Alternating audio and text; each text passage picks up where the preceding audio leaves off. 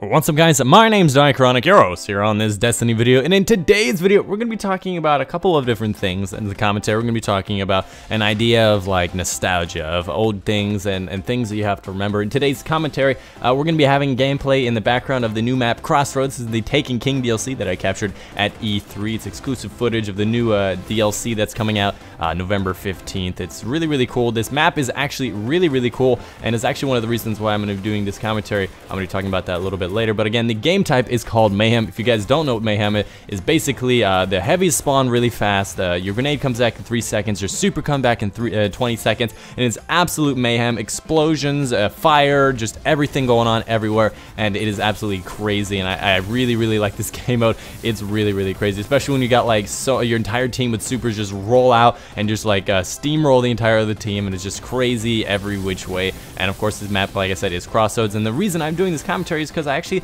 on this map, there's these really cool things like these man cannons and these teleporters, and what these things reminded me of is just, you know, back in the day with Halo 3.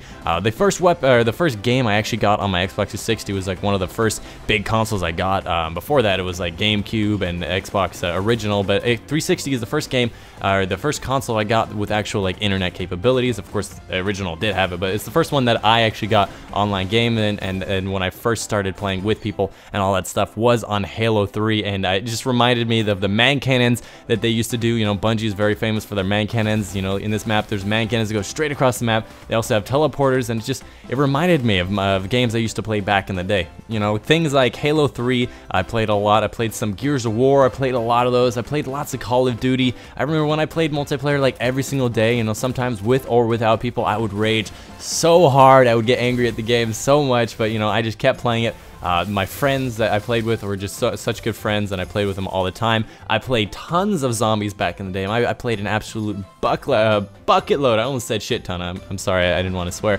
I played a bucket load of zombies in the day with my friend Jerry. We played Halo Wars lots, and it was just, you know, I looked at this map and I'm like, oh, the man cannons. I have not seen something like this in such a long time since I actually had Halo 3. And in this video I wanted to talk about nostalgia and all those things in the past, and what it really means to play these games. I know how like most people, they will almost always tell you in a popular game series the original game is always the best. People who started with Halo 2 will always tell you that game is the best. People who start with Halo 3 will always tell you that game is the best.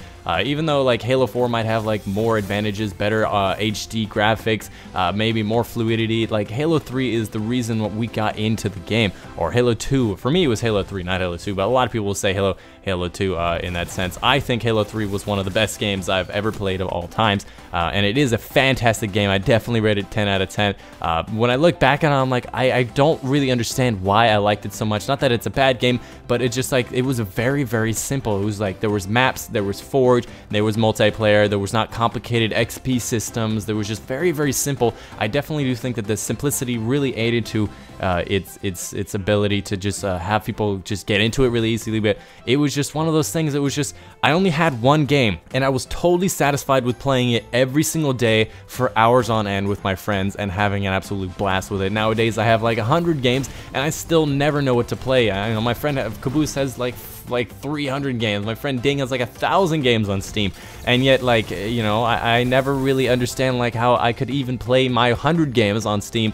I feel as though I never have a game to play. But back in the day when I used to play these games, I would just play each and every day. My entire friends list would either be playing on Halo 3 or COD 4. It was just one of those things where just everybody was always playing the same games, and everybody was having a great time getting on every day at the same normal times and playing it.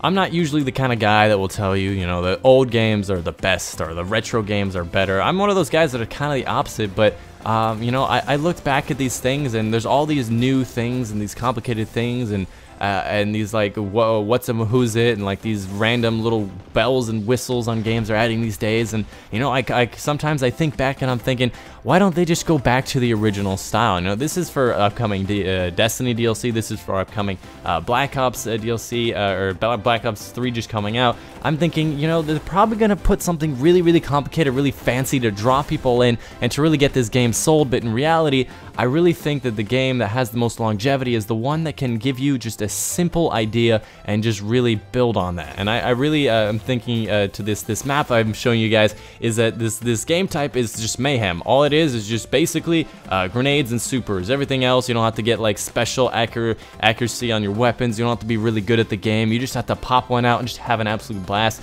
These man cannons again reminded me of Halo 3, and I just took a smile on my face because I just thought back on these things and I'm like, these games were really cool. They were very simple though, and I'm thinking at like the new Black Ops Zombies, I'm thinking, you know, if they just worked on their map design and they just made a map that worked really well, that had nice different like environments, and it just felt right, I would be totally fine with that. I don't need these stupid buildables I have to carry around all the place. I don't need these giant Mondo Zappo guns of destruction. You know, a Thunder Gun was great. It was a great new inventive thing. Wonder Waffle was great. It worked. It was very cool. You know, all these things they were very simple. I'm thinking nostalgia of it is much more than the novelty of other things. Anyways, I'm rambling on about these things and all this stuff, but I wanted to ask you guys what you think. You know, tell me what you guys' favorite game of all times is. My favorite game of all time is Borderlands, and again, this goes straight towards the thing, but you guys let me know in the comments down below what's your favorite game of all time,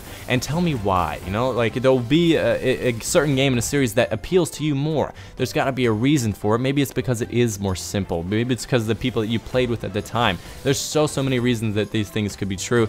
For example, Borderlands. I like Borderlands 1 way more than Borderlands 2. And I'm a huge Borderlands fan. You know, the pre-sequel I barely played at all because I like the simplicity of Borderlands 1. There were simple quests, there were simple enemies like these skags. There was not this crazy storyline to have to try to keep your head around. There was very simple abilities and all this stuff. You know, I loved getting in there with Brick and just absolutely punching those guys and having just fire fists and just explosions happening all around, and just having a great time with this simple type of skill and just having a great time. But anyways, that's pretty much the end of the commentary and then the gameplay. I might leave the gameplay to kind of run off a little bit after I finish speaking, but I hope you guys did enjoy this commentary. Let me know in the comments down below what kind of other commentaries you guys want me to do. I'm always running out of ideas. I can go on and talk about anything. I want to know what you guys want to see. You know, I did the previous one was motivation. A lot of you guys came to my comments, and I saw some really great comments and really great people leaving comments, so I really do appreciate that. So leave in the comments down below again what your favorite game is and why, and of course another commentary topic that I can do on these like things. I'll show you my gameplay of the new Taken King. And of course I do a kind of commentary on top. But again, I hope you guys enjoyed. My name's been Iconic, and I'll see you guys on the next one.